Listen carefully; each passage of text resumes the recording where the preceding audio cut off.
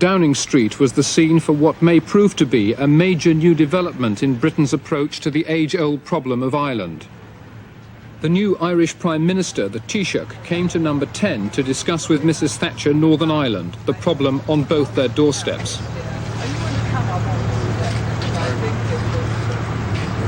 In her public statements, Mrs Thatcher believes it's none of Mr Haughey's business, but he believes she may be changing.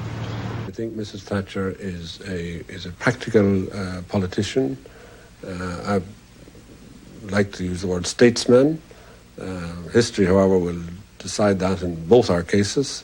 But as I say, she is a practical politician dealing with realities, and as I would hope that whatever her particular views are, whatever views she came into Downing Street with, I would be able, in the course of time and through the political cooperation meetings which we've now established, I would hope that I would be able to persuade her where the best interests of Ireland and Britain both ultimately lie, and that is in the unity of Ireland. Surrounded by 280 acres of parkland, millionaire Charles Haughey is hardly Che Guevara. His style is more Louis XIV. His home, an elegant Georgian mansion, serves as his personal art gallery too. The son of an IRA leader from Swatra, County Derry, he made his money in property deals in ways his political opponents still question. Like the fine horses which adorn his stables, Charles Haughey seemed a natural winner, until he was sacked from the cabinet during the gun-running scandal of 1970.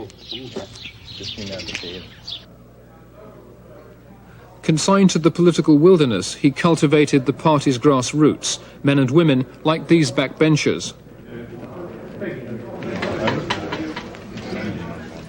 Last December, they gave him the crown in the struggle for the succession which followed Jack Lynch's resignation. Theirs were the votes that won Charles Haughey the prize. Most of Lynch's cabinet voted against him. Backbenchers saw him not only as the man to take a grip of the economy, but also the man to be tough with the Brits on the north. What they saw as Jack Lynch's subservience to Mrs Thatcher following the murder of Lord Mountbatten only fueled the discontent they already felt about his leadership. Fianna Fáil, Irish for Soldiers of Destiny, was, after all, the party founded by Eamon de Valera, the man who fought the British in the rebellion in 1916 and refused to accept partition because it left Britain in control of the north. Fianna Fáil's destiny is the reunification of Ireland. Charles Haughey, its latest warrior. That under such stresses, the party saw in him the man most likely to bring that destiny closer. At Fianna Fáil's annual conference in January this year, the new leader gave the faithful the message they longed to hear. In my view, a declaration by the British government of their interest in encouraging the unity of Ireland by agreement and in peace. Haughey touched the right nerve. The reception was rapturous.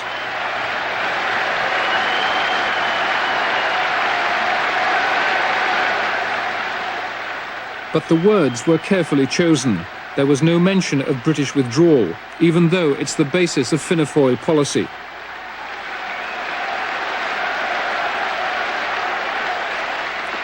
Since his election, the British declaration of intent to withdraw has been noticeably absent from the Taoiseach's lips.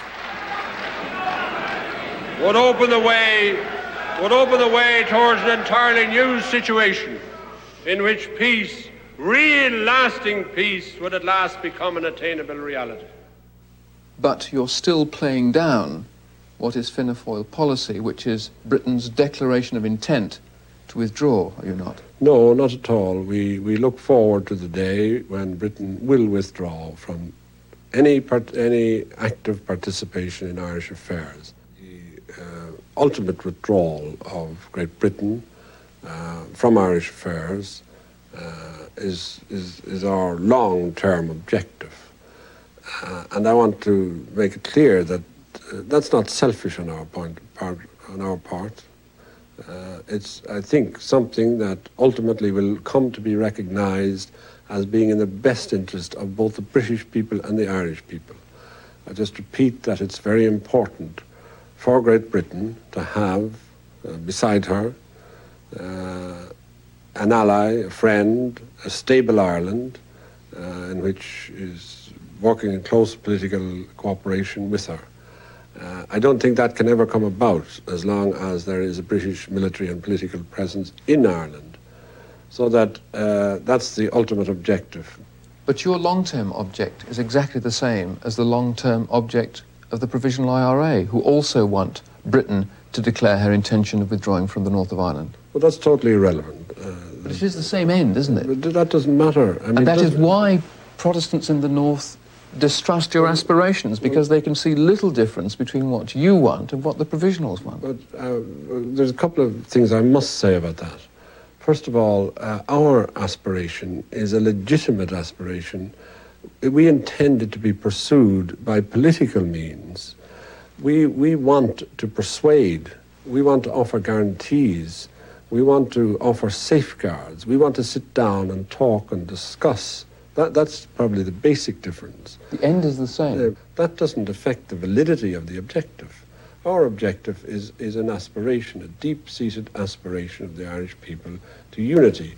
And I want to suggest that if we could set about pursuing the legitimate objective by peaceful means and reconciliation, the men of violence would have no place in the scene. They would be quickly isolated and the ground would be cut from under them, because they would have no cause for their existence or for their activities.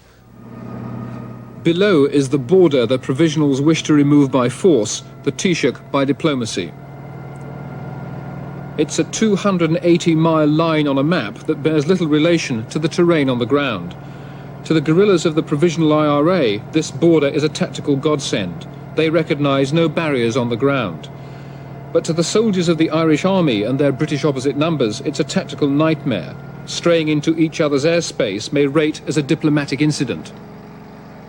The only way this Irish navigator can keep to his side of the border is by constant reference to his maps and aerial photographs. The border is an artificial division. It follows no natural frontier, simply old county council boundaries. Here, for example, this church is in the United Kingdom.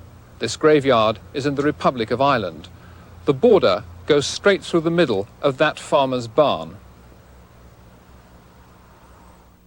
Historically, Ireland consisted of 4 ancient provinces. The northern province was called Ulster. Just over 50% of its inhabitants were Protestants. When the British partitioned Ireland in 1921, they drew a new border around 6 of the 9 counties of this ancient province of Ulster.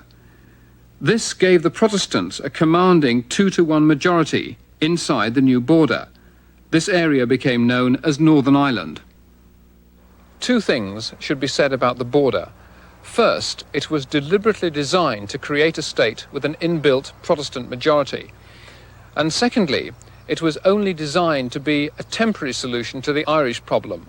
At the time, partition was never intended to be permanent.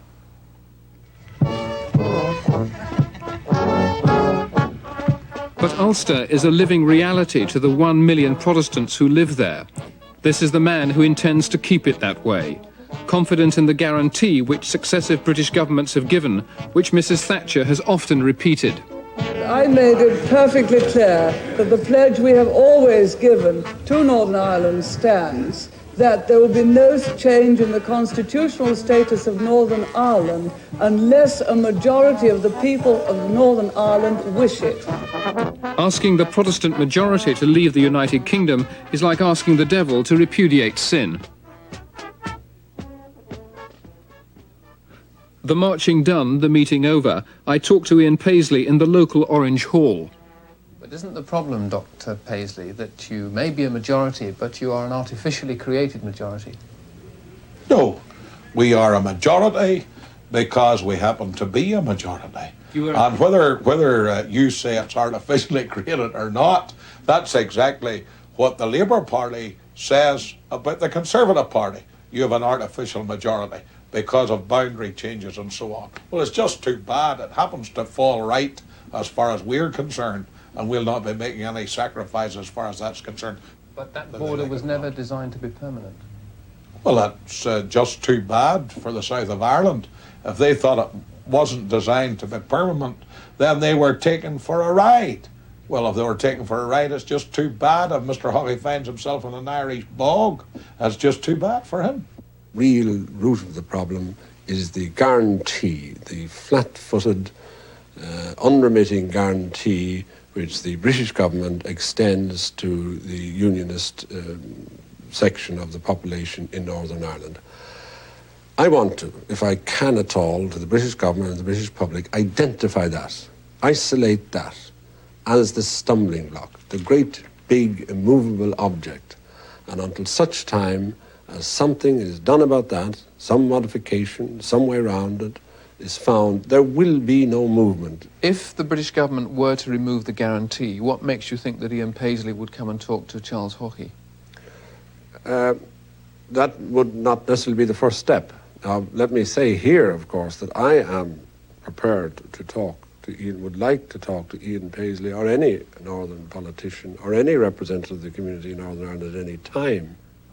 Are there any circumstances under which you would meet Mr. Haughey? No circumstances whatsoever. Anywhere would you meet him? No, I wouldn't meet him anywhere. Neutral ground? No, I have nothing to say to Mr. Haughey except you're not having Northern Ireland, and that's the answer. He doesn't want to talk to you. Well, time will tell. We'll have to see that. That may be his position and his attitude at the moment. I believe he is entrenched in that attitude by the guarantee. I would like to see some modification of the guarantee, and then let us see what the situation is. If the United Kingdom said we no longer want Northern Ireland, let Mr. Haughey know that Ulster would not be going into a united Ireland, that Ulster would remain absolutely independent. And I ask Blessed Mary, ever Virgin, all the angels and saints. This is the reason why most Protestants in the north fear a united Ireland, the power and influence of the Catholic Church. It's here that changes have to be made if Charles Haughey's message is to meet any response. Glory to God in the highest, and peace. That the Church rules the politicians and the politicians rule the people is a myth still cherished by many. Although Ireland is a secular state, many Protestants believe the priests still pull the politicians' strings. As we forgive those who trespass against us. Looking across the border, they see a deeply conservative state.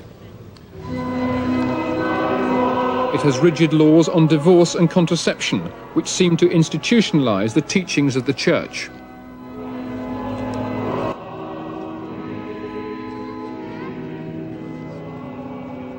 It is on these social issues that changes must be made. At the moment, most Protestants want no part of Charles Haughey's Catholic state. At present, let's be absolutely clear on what the realities of the situation are. At present, in the South, there is no divorce. And I don't think, and I must be honest about this, I don't think there's any political possibility of changing that situation entirely in a southern context, a South of Ireland Republican context. However, I'm quite equally certain that if there was a prospect of moving to unity and to some new arrangement, then we have no doubt whatever that the wishes of the Northern Unionists, particularly the Protestant people of Northern Ireland, can be provided for, both in regard to divorce, contraception, or any of these other things about which they have strong feelings. Family planning is another obstacle. I won't get lumps, I'll take the pill. I prefer the pill too. I can't guarantee that you won't get any more lumps, but people who take the pill aren't particularly prone to breast lumps. This was a benign lump. Under the law, contraceptives cannot be sold. They're only available at family planning clinics. Chemists won't stock them. But a new law passed by Charles Haughey when Minister for Health now makes it legal to sell contraceptives, but only on doctor's prescription. As at the moment it's not necessary to have a prescription, many fear that the new law will only restrict the supply. Perhaps that's why the law, though passed, has yet to be implemented. There was an envelope for you, yes, please. So, for the time being, your pills are put in a packet, It's 8:30. and you then make a donation to the clinic. It just happens to be the exact equivalent of the cost of the contraceptives. It's a happy Irish compromise. Very much indeed. Thank you. Bye-bye. Goodbye now. Thank you very much.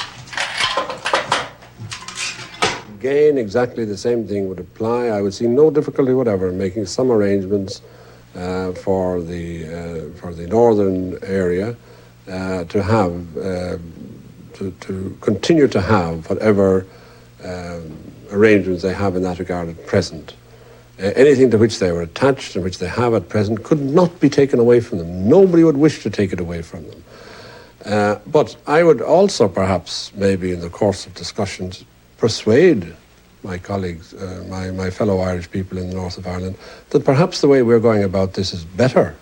That rather than having wholesale indiscriminate availability of contraceptives to people of all ages, without any instruction or training in their use, perhaps the way we're approaching it is better, and that contraceptives will only be made available here in an overall family planning context. But if again, in the heel of the hunt, at the end of the day, they said, no, we don't want that. We have total free availability of contraceptives at the moment, and we wish to continue that way. Again, I have no doubt whatever that that can be accommodated. Is the essence of what you're saying that when it comes to social legislation, as far as you are concerned, in a new kind of island, in a new constitutional setup, you will be prepared to consider one set of laws for the south and one set of laws for the north? Well, that's putting it a bit crudely, but I think you'd certainly have to have different constitutional arrangements. Now, your question presumes that it's a federal arrangement. And of course, if it was a federal arrangement, an infinite variety of solutions are possible. It's quite possible to have a completely different set of social legislative provisions in one area from the other. It's one way of dealing with the situation, certainly. And I think that's one of the things that makes the federal solution very attractive to a lot of people. A third obstacle is the Irish Constitution. Article 2 says, the national territory consists of the whole island of Ireland, its islands and the territorial seas. It lays claim to the north. So you can't expect us unilaterally to abandon that deep-seated aspiration to unity which the vast overwhelming majority of Irish people hold. But that's not to say that if the Unionists were prepared to come to a conference table to sit down with us to discuss some new arrangement, all of that can be discussed and is up for discussion, and can be, the whole Constitution can be looked at and reviewed. So under those circumstances, you would be prepared to consider rewriting sections of the Constitution, or even the whole Constitution? I'm fairly clear in my own mind by now that if we do get to that stage, an entirely new Constitution would be necessary. He told us on television that he would like the Protestants to come down and tell him what sort of united Ireland they wanted. We don't want any united Ireland. We have nothing to say to Charles Haughey, but keep your nose out of our affairs and don't come up here, for we don't want you. Loyalists suspect seductive noises from the south, in particular from Charles Haughey, all because of one piece of history, the arms crisis.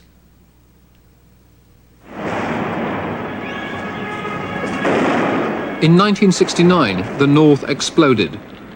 In the atmosphere of the time, few were surprised the South tried to get arms to the North. The surprise would have been had they not. Thousands streamed across the border, refugees in their own land, fleeing what they feared as a Protestant pogrom. Many asked for help. Some were more specific. They asked for guns. Charles Haughey, Minister for Finance at the time, was a member of a special cabinet committee set up to deal with the emergency in the north. The government made £100,000 available for relief of suffering and distress. As Minister for Finance, Haughey was responsible for the fund. The money was first put into the Red Cross account at the Bank of Ireland in Dublin. It was then transferred to the Bank of Ireland in Clones, a few miles from the border. and then it was laundered via a transfer to another bank in Dublin. Here, the £100,000 was split into two accounts, each under a fictitious name. One was in the name of an Anne O'Brien, the other under a George Dixon. The fictitious George Dixon turned out to be John Kelly, a Belfast IRA leader. A total of £38,000 was paid out of the George Dixon account, money which is believed to have been used to purchase arms in Germany. But the arms never arrived. Word leaked out. Charles Haughey and two other members of the cabinet were sacked. In September 1970, Charles Haughey stood trial for conspiracy to import arms illegally. In court, he said he'd understood that the guns were for the Irish Army and no one else. Haughey was acquitted. We have Charles Haughey, the man from Swadra, whose father was an IRA man, probably responsible for the murdering of many good loyalists. And like father, like son, Charles Haughey, we have all heard about the gun running. In the end, Taoiseach, isn't the real problem that you face in trying to woo unionists in the north is that the arms trial is your Chappaquiddick? No, I don't accept that at all. I am now endeavouring to promote harmony and reconciliation between Irish men and women of all persuasions. I'm trying to promote a new political initiative. I'm trying to promote closer political cooperation between Britain and Ireland, and in that context to find a new solution to this age-old problem. I don't think that the events of 10 years ago will inhibit me in any way from doing that. Respectively, do you think you may have acted unwisely at the time? There are many events which have taken place in this country which very different people regret throughout our history. As far as I'm concerned, I did at any time in my public and political life what I thought was right and honourable and in the best interest of this country and the people of this country, and I have no regrets. Time may not be on the Taoiseach's side. An election beckons in 2 years. The £60 million cost of the Irish Army's presence on the border is an added drain on the country's shaky economy. Despite the barbs from the north, Charles Haughey has been as tough on the IRA as anybody. Supported by the army, the Gardaí, the Irish police, have stepped up searches along the border. Deserted farmhouses have revealed many a secret. A few weeks ago, a search at this farm produced a car bomb destined for a target in the north. The successes of the past 6 months are impressive. The Provisionals may have an arms crisis too. They've lost all these weapons in the first half of this year. They admit the heat from the south is on. These arms, ammunition and bomb-making equipment have all been found as the result of improved intelligence. It's not just the result of popular revulsion following the murder of Lord Mountbatten. It's also because the Gardaí believe Mr. Haughey has now made Irish unity a political, not a military goal. But there are limits to how long the Taoiseach can keep up the pressure, playing the role of Britain's policeman along the border he wishes to remove. His price, political progress towards Irish unity.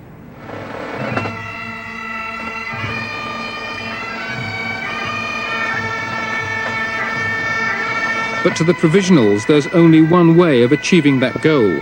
The way the IRA fought for it 60 years ago. A way Charles Haughey's father shared. In Irish history, politicians have often followed where the gun has led. The Provisionals see Charles Haughey as a collaborator, wasting his time talking to the British, engaged in a dialogue of the deaf. But Charles Haughey knows that the aspiration to Irish unity will not go away if Mrs. Thatcher turns her head. He knows that once again, as often before in Ireland, guns may prevail where politicians have failed. Mrs. Thatcher may be about to realise it too.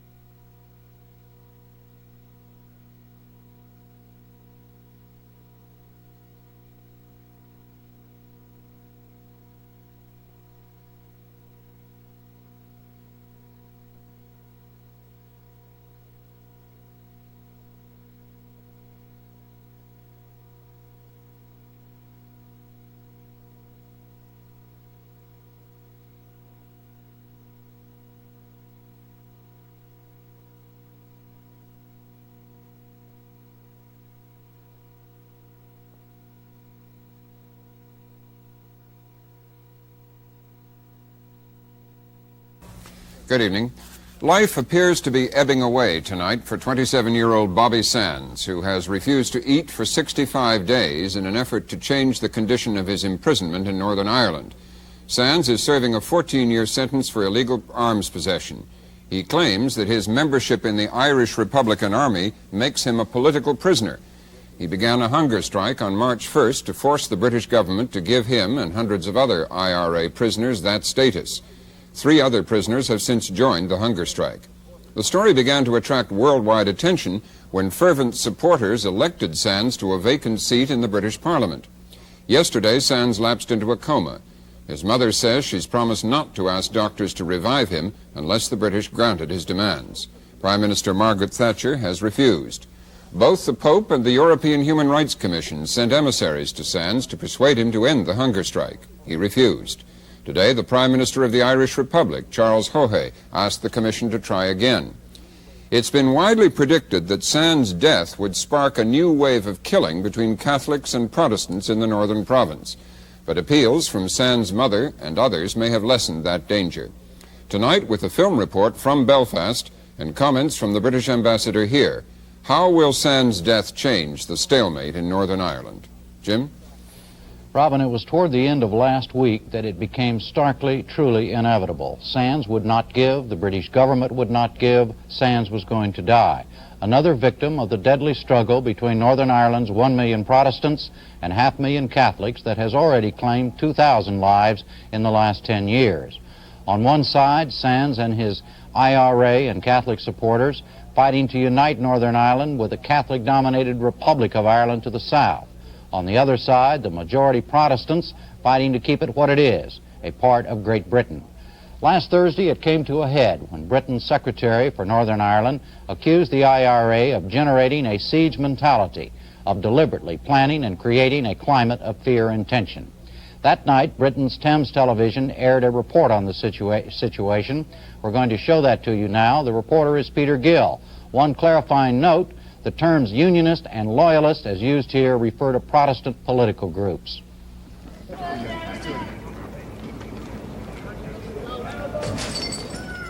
A week ago in Londonderry, British troops under attack from rioters using Molotov cocktails and acid bombs. A foretaste, perhaps, of more trouble to come.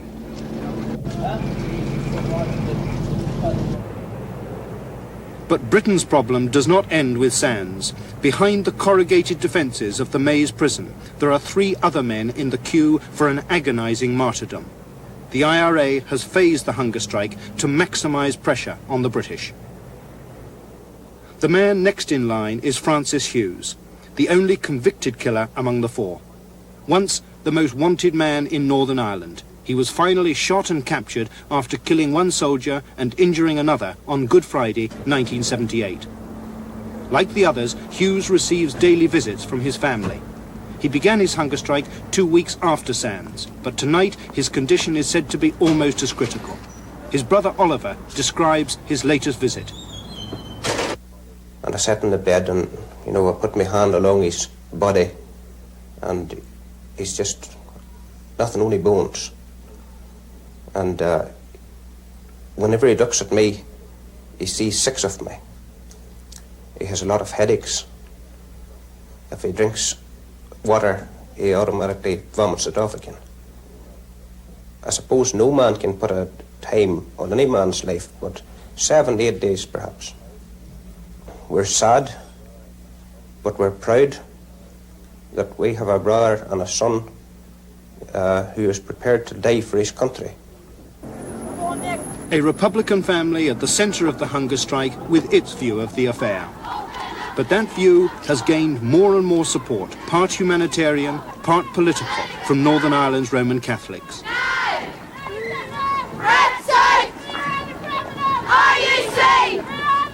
The issue behind the hunger strike is straightforward enough.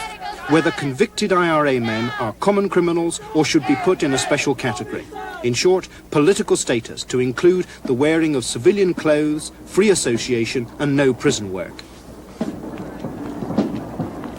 The H-Block campaign culminated in this West Belfast rally last weekend, planned as the last before Sands' death, with his sister Marcella prominently on the platform.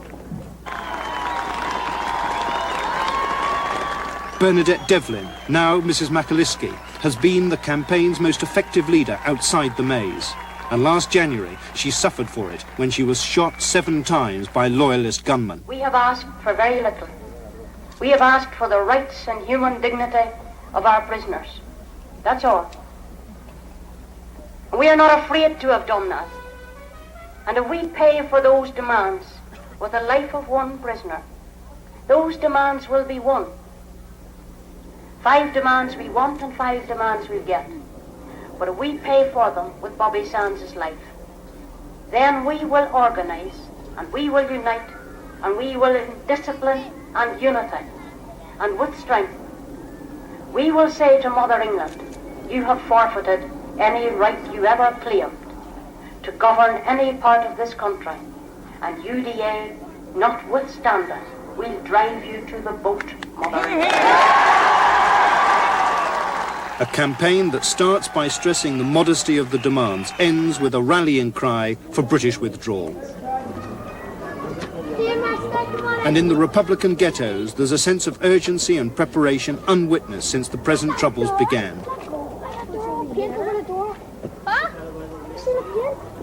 And a major test is coming for Britain and her security forces.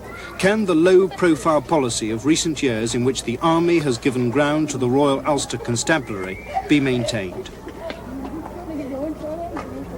Or will the provisionals gain their objective of outdoing the police and bringing their traditional enemy, the British Army, back on the streets in strength? It's also a political trial for Britain, for what's mystified the world and provided the provisionals with a propaganda picnic was Sands' election 3 weeks ago as MP for Fermanagh and South Tyrone. The election posters are fading in the constituency, but the election has left a community polarised as never before, and this area knows what division means.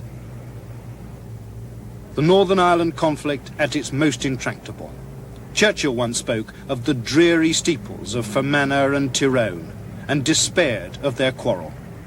No despair, though, for Provisional Sinn Féin, political wing of the IRA. Their spokesman is Joe Austin. I think that the Brits have publicly exposed their reluctance to listen to the Irish people. That is a mandate for the IRA. Because if peaceful protest, if the democratic process that Bobby Sands went through and the Brits then tried to remove from him, if all that fails in any society, but particularly in a society like Ireland at the moment, if it fails, then the alternatives are physical force. And I think that the British have given the IRA an increased mandate, have demonstrated clearly that the IRA are right, and that will, in the long term, and perhaps in the short term, but mainly in the long term, draw to the IRA people who want to see a resolution of the Irish question. Austin Currie, from the moderate Social Democratic and Labour Party, has fought the Fermanagh seat in the past. I think the best thing that can be said about the election result in Fermanagh South Tyrone was it wasn't a vote for anything or for anyone. It was a vote against something, and particularly in view of the history of this constituency. It was against unionism and everything that unionism represented. And next, I suppose, to the First Lord Brookborough, Harry West represented everything that is hated by the nationalist community in this constituency. They voted against West, they voted against unionism, they voted against years of discrimination and social injustice and gerrymandering and everything else. That's what it meant. Well, it has given the IRA an enormous boost. Their prestige has gone up immensely. And of course, unfortunately, the media have played it up, overplayed it, I may say, because it has engaged the attention of the world press and the media generally now for the last fortnight or 3 weeks. And I'm afraid that has been overdone again. Although on the face of it, it is an extraordinary enough fact, isn't it? That it is extraordinary, yes, should have been elected. To look at it from that point of view. But you see, the problem is that we have now over 2,000 families that have been bereaved in this province by people such as Sands and the IRA generally. And we feel that the victims of these chaps and the relatives of the victims of these chaps have not got sufficient sympathy and indeed sufficient support.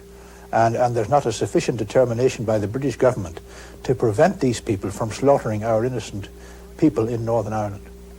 In the divided city of Belfast, the hunger strike crisis has given fresh impetus to the extremes. In the Roman Catholic ghettos, they're worried about what the death of Bobby Sands could bring, and large numbers are turning to the provisional Sinn Féin, political wing of the IRA, for guidance. In his statement today, Mr Atkins, the Northern Ireland Secretary, appealed to people not to listen to them.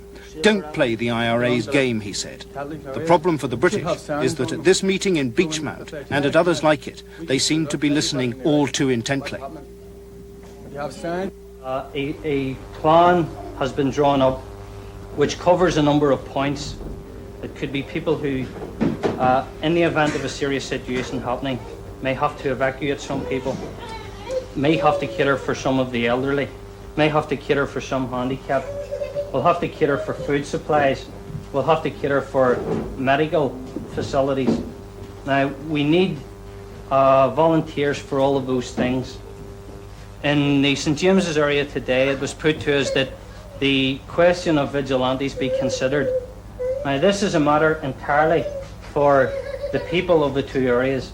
If you want to organise vigilantes, if you want to put vigilantes on the street, that is something that you're going to have to decide yourselves. We'll push them back. They won't come in pushing us back. We'll push them right out.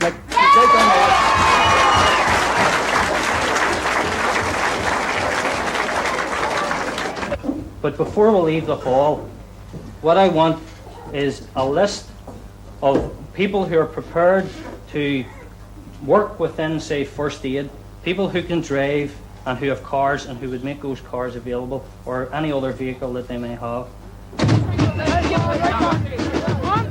Roman Catholics, though, are not the only ones who have been mobilising in Northern Ireland. Protestant loyalists have been on the march as well. Last month, Ian Paisley led the last of his Carson Trail rallies on Stormont Castle, designed to halt British talks with the government of the Irish Republic. Now the danger and the opportunities confronting loyalist leaders are more pressing than the distant bogey of a united Ireland. Dr Paisley this week summoned a press conference. The Unionist Party are very concerned about what's happening on the security front in Northern Ireland. We are disturbed because we feel that the government has not taken proper steps in this emergency. And we would feel that there will be an escalation of serious violence in the near future. And we would like to have seen the government taking the proper, adequate decisions in regard to manpower and in regard to putting this province into a state of preparedness to meet the war that no doubt is going to be unleashed in savage fury upon us. Dr Paisley, As the crisis over Bobby Sands intensifies, what do you feel the likelihood is of clashes between the two communities, particularly between paramilitary groups on both sides? Well, I can't talk for paramilitary groups, for I don't know what they're doing. All I can say is this, that if the Protestant people are not given their inalienable right of being defended by the forces of the crown, then they will have to take steps to defend themselves. And that's where the clash would come. The Protestant people are not going to go out and clash with their Roman Catholic fellow countrymen. And they have no intention of doing that, because that would be the very thing the IRA would want us to do, to destroy our own country. This is our country. We want to preserve it. But if the British government doesn't do its duty in defending the people, then the people will have to defend themselves. And we will have to give leadership in that direction. Within hours of that press conference, the biggest of the loyalist paramilitary organisations, the Ulster Defence Association, was staging what it called a trial mobilisation on the sectarian divide in West Belfast. 1,000 or so volunteers were drafted in from other Protestant areas in an exercise designed to test the UDA's capacity for reinforcement at likely flashpoints. The purpose was supposed to be defensive, but I put it to John McMichael, spokesman for the UDA, that there was a very thin line between defensive paramilitary measures and offensive ones. Certainly. This is where the discipline within our organisation and the command structure will be tested. At the moment, we are carrying out exercises to test that discipline, test that control, and test our own manoeuvrability. These are armed exercises? These are not armed exercises. We will not do anything outside the law so long as the security forces can contain any violence within the nationalist areas. If they cannot contain it, and if we are the loyalist people, the law-abiding people of this province are attacked successfully by the Republicans, then we will intervene. And when it comes to that point in time, whether you're inside or outside the law won't matter, because we'll be fighting for our very survival. Any clash between the Republican and Loyalist communities will leave Britain in the middle, attempting to separate the two. That's where British troops came in 12 years ago. Having first introduced special category status and then phased it out, Britain also finds herself in the middle on the hunger strike issue, because any concession to the provisionals would deeply antagonise loyalist politicians and their followers. The British can claim a wide measure of international support for their stance, but since Sands' election, there has also been much harmful criticism. The question remains whether the hunger strike and its supporters will generate enough trouble to shake Britain's will. And where will that leave British troops on the streets? Here to set out and explain the British government's position on this is the British ambassador to the United States, Sir Nicholas Henderson. Sir Nicholas, welcome. First, do you agree that the death of Bobby Sands is now inevitable?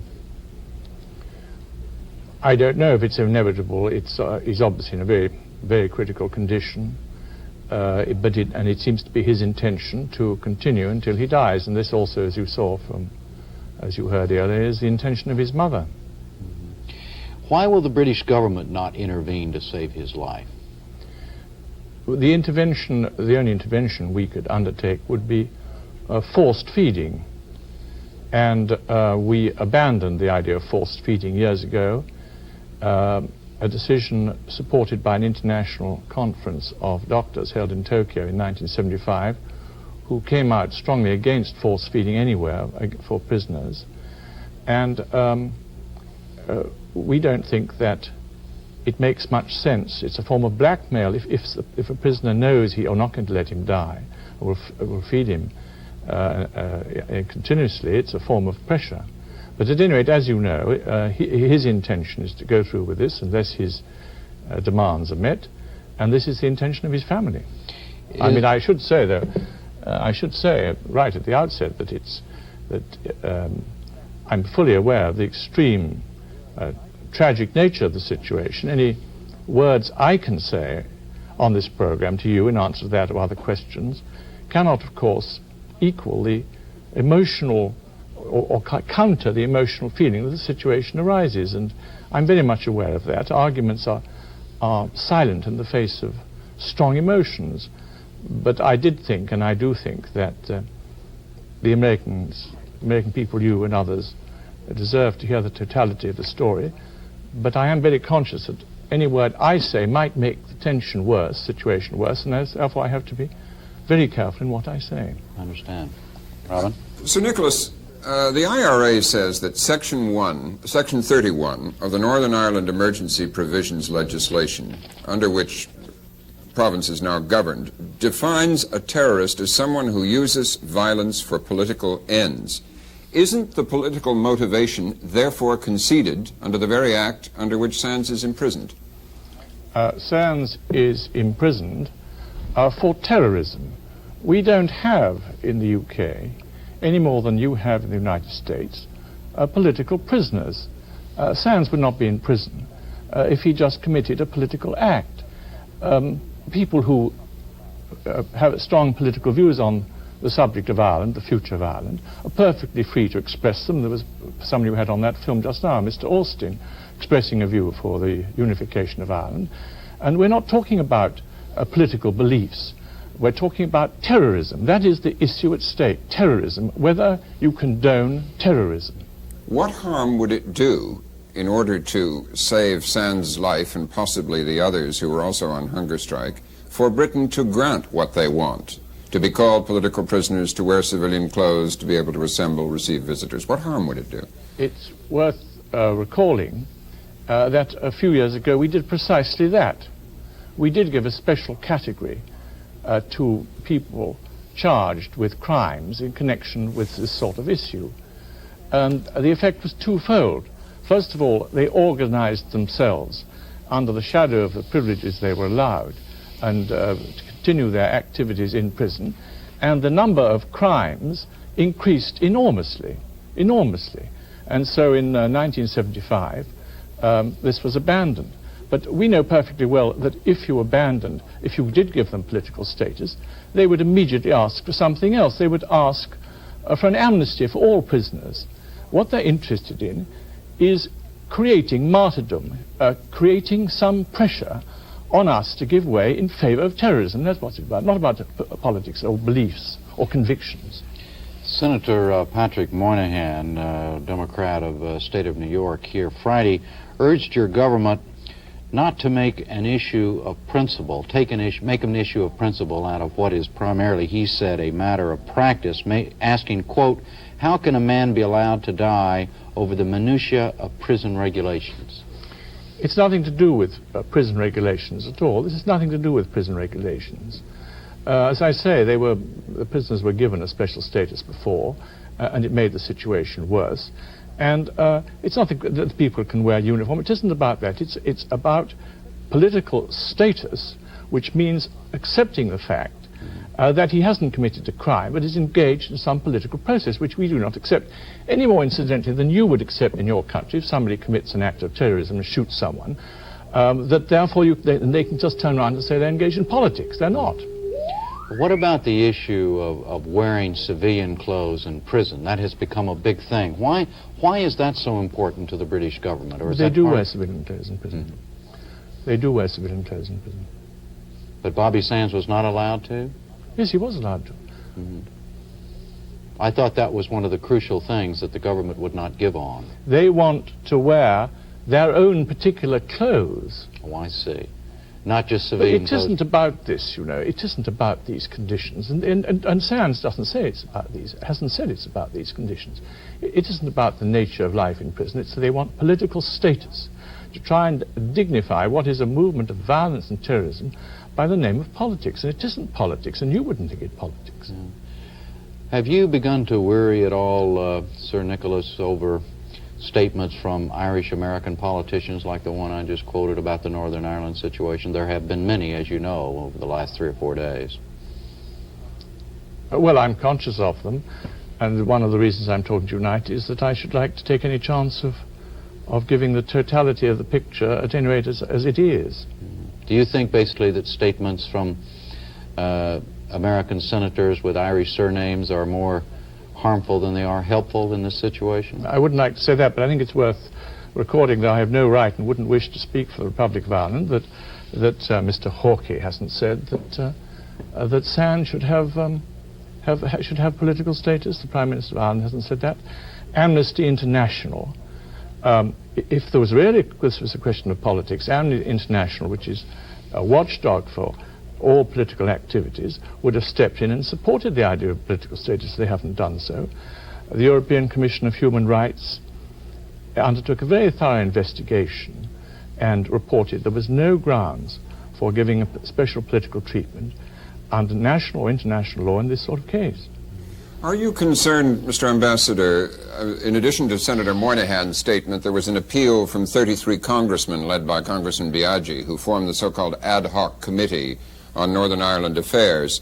There was a march in New York City yesterday of sympathy for Sands. Are you concerned that the emotion emanating from this will encourage more Americans to send aid, money, arms, whatever, to the IRA?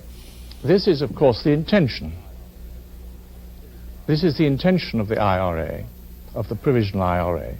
And it isn't just Sands himself or those 3 other people on hunger strike. There's an organization of the Provisional IRA who are conducting this campaign, forcing these measures, forcing this pressure, in order to work up, to reinstigate enthusiasm for what is a terrorist, extremist cause. And it's certainly very unfortunate if they get sustenance or encouragement from anywhere. They get, as you probably know, they get plenty of political support, propaganda support from behind the Iron Curtain, the Soviet information media, apart from the material support that the IRA have received from Libya, from Czechoslovakia, and you'll find a film will be shown in this continent in a few days' time about a defector, Soviet defector, who admits to having been on a ship delivering such cargoes to Northern Ireland. What would you say to those who might say, in the past, Britain has refused to deal with people politically who have taken up violence for political ends in former colonies, people like Jomo Kenyatta, and has in the end ended up negotiating with them? Is there no hope that the Irish IRA, if they hang on, might expect such a change of course? I expect this is exactly what the IRA do hope, that there will be an amnesty, there will be a change, and an amnesty, and the terrorist cause will prevail. But they aren't just out to overthrow the present government of Northern Ireland. These provisionals are out to overthrow the government of Dublin and to bring about a socialist state for the whole of Ireland on non-democratic lines. It's very much worth bearing in mind. I mean, I hear comparisons with your history. These people are not trying to be more democratic. They're not seeking democracy. They are basing themselves on a retreat from democracy, on extremism. Well, I'm sorry, but that's the end of our time this evening. Thank you very much for joining us, Mr. Ambassador, and good night, Jim. Good night, Robin. That's all for tonight. We'll be back tomorrow night. I'm Robert McNeil. Good night.